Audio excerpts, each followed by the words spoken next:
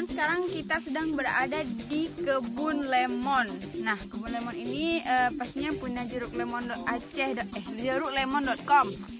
Nah, ini letaknya itu ada di Aceh Besar ya, dan teman-teman lihat, dan ini kebunnya luas sekali.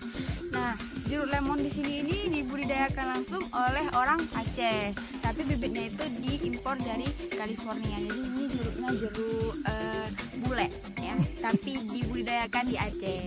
Nah teman-teman, kalau mau nyobain, dan jeruk lemon itu banyak sekali ya manfaatnya untuk kesehatan, untuk kecantikan. Jadi kalau teman-teman mau meningkatkan kesehatan dengan mengkonsumsi jeruk lemon, silahkan kunjungi di jeruklemon.com.